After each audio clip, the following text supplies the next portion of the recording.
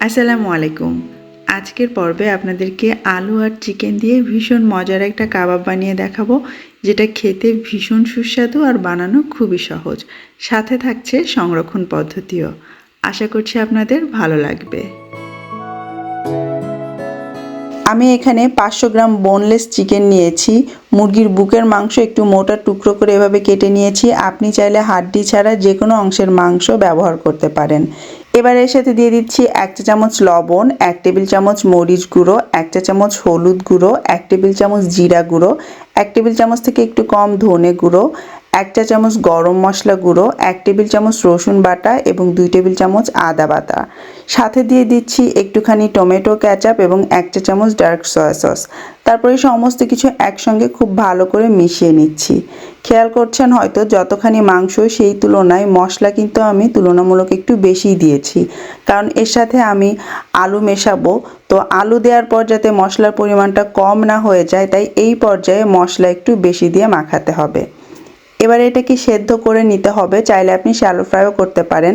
আমি যেটা করব, 1 কাপ পানি দিয়ে এই মিশ্রণটাকে ভালো করে মিশিয়ে চুলায় বসিয়ে দিব এবং পানি সম্পূর্ণ টেনে যাওয়া পর্যন্ত রান্না করব মিডিয়াম আঁচে। পানি টানতে টানতে আমাদের এই চিকেনটা কিন্তু পুরোপুরি সেদ্ধ হয়ে যাবে, নরম হয়ে।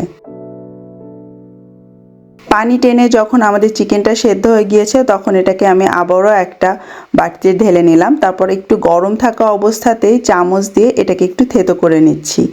আপনি যদি একটু মোটা মোটা রাখতে চান চিকেন, তাহলে এইভাবে থেতো না করে নিলেও চলবে। এই যে দেখতে পাচ্ছেন, আমি একদম ঝুরঝুরে করিনি, আবার খুব বেশি মোটাও রাখিনি, মাঝারি রেখেছি।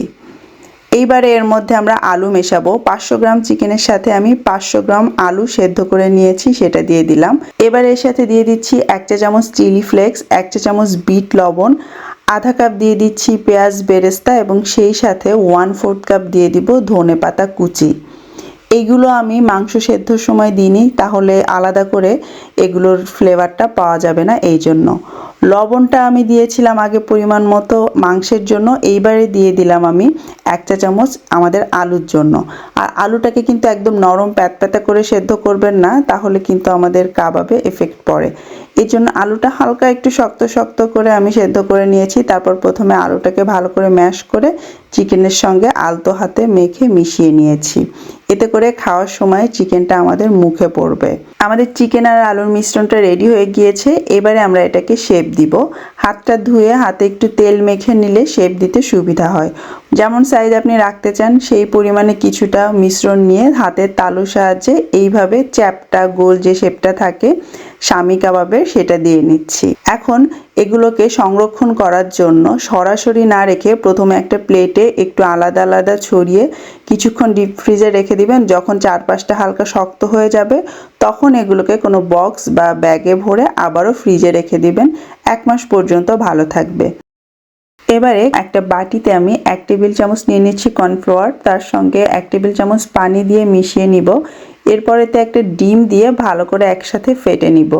ডিমের সঙ্গে এভাবে একটু কর্নফ্লাওয়ার স্লারি যদি অ্যাড করেন, তাহলে ডিমের এই মিশ্রণটা খুব বেশি নরম হয়ে যায় না আর ভাজার সময়ও ছড়িয়ে যায় না। প্রত্যেকটা কাবাব একে একে এই মিশ্রণের মধ্যে ডুবিয়ে ভালো করে কোট করে নিয়ে তারপর গরম তেলে ভেজে নিব, যাতে তেলের মধ্যে এগুলো খুলে না যায়।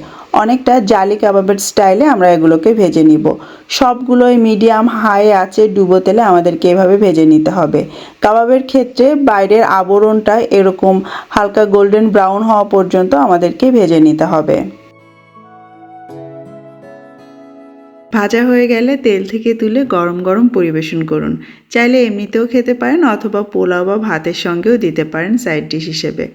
আশা করছি আপনাদের ভালো লাগবে। বিদায় নিচ্ছি। আল্লাহ হাফেজ।